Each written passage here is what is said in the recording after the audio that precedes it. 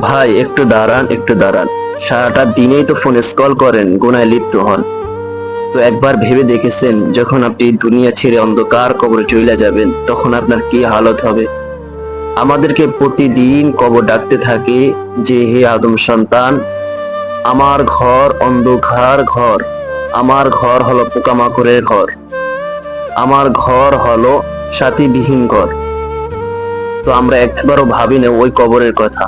আমরা সবসময় ভাবতে থাকি কিভাবে টাকা উপার্জন করা যায়। আজকে এই ভাইটির প্রতি তাকিয়ে দেখেন, আল্লাহ তাআলা তাকে দুইটি হাত দেননি, তারপরও তিনি আল্লাহ তাআলার ইবাদত ছাড়েননি। আর আমাদের আল্লাহ তাআলা হাত প্রত্যঙ্গ, প্রত্যেক অঙ্গ প্রত্যঙ্গ ঠিক করে রেখেছেন, সবগুলো দিয়েছেন, তারপর আমরা আল্লাহ তাআলার কৃতজ্ঞতা আদায় করিনি। তো এই জন্য এই ভিডিওটি শেয়ার করে প্রত্যেক বেনামাজি ব্যক্তিদের কাছে পৌঁছে দিন, যেন আল্লাহ তাআলা তাদেরকে এই ভিডিওটি